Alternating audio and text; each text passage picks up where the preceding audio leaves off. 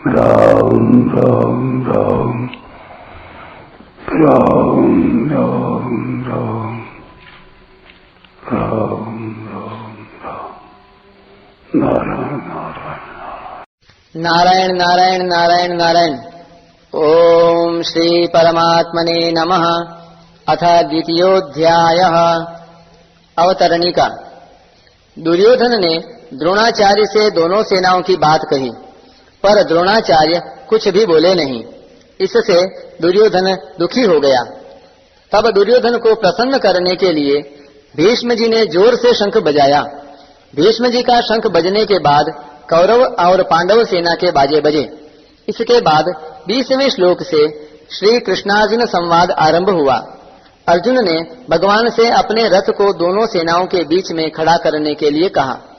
भगवान ने दोनों सेनाओं के बीच में भीष्म, द्रोण आदि के सामने रथ को खड़ा करके अर्जुन से कुरुवंशियों को देखने के लिए कहा। दोनों सेनाओं में अपने ही स्वजनों संबंधियों को देखकर अर्जुन में कौटुंबिक मोह जागृत हुआ, जिसके परिणाम में अर्जुन युद्ध करना छोड़कर बाण सहित धनुष का त्याग करके रथ के मध्य भाग में बैठ गए। इसके बाद विषाद मग्न अर्जुन के प्रति भगवान ने क्या कहा, यह बात धृतराष्ट्र को सुनाने के लिए संजय दूसरे अध्याय का विषय आरंभ करते हैं। संजय उवाच तं तथा कृपयाविष्ट माश्रुपूर्णाकुले क्षणं विषीदन्तमिदं वाक्य उवाच मधुसूदनः। पहला श्लोक। संजय बोले, वैसी कायरता से आविष्ट उन अर्जुन के प्रति जो कि विषाद कर रहे हैं और आंसुओं के कारण जिनके नेत्रों की देखने की शक्ति अवरुद्ध हो रही है, भगवान मधुसूदन ये आगे कहे जाने वाले वचन बोले। व्याख्या। तं तथा कृपया विष्टम।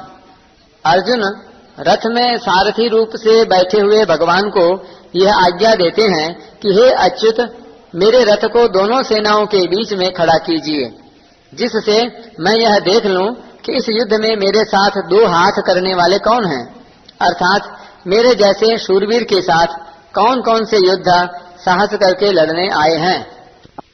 अपनी मौत सामने देखते हुए भी मेरे साथ लड़ने की उनकी हिम्मत कैसे हुई। इस प्रकार जिस अर्जुन में युद्ध के लिए इतना उत्साह था, वीरता थी, वे ही अर्जुन दोनों सेनाओं में अपने कुटुंबियों को देखकर उनके मरने की आशंका से मोहग्रस्त होकर इतने शोकाकुल हो गए हैं कि उनका शरीर शिथिल हो रहा है, मुख सूख रहा है, शरीर में कंपी आ रही है, रोंगटे खड़े हो रहे हैं, हाथ से धनुष गिर रहा है, त्वचा जल रही है, खड़े रहने की भी शक्ति नहीं रही है और मन भी भ्रमित हो रहा है। कहाँ तो अर्जुन का यह स्वभाव कि न दैन्यम न पलायनम, और कहाँ अर्जुन का कायरता के दोष से शोकाविष्ट होकर रथ के मध्य भाग में बैठ जाना।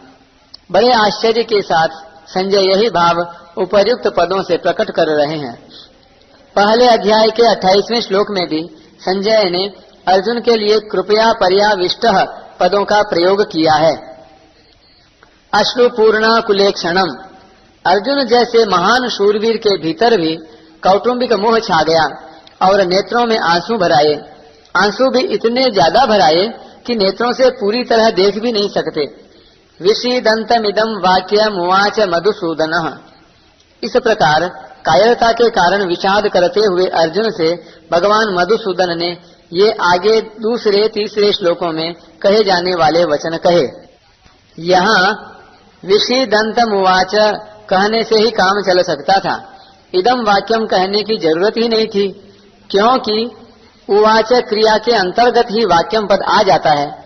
फिर भी वाक्यम पद कहने का तात्पर्य है कि भगवान का यह वचन, यह वाणी बड़ी विलक्षण है।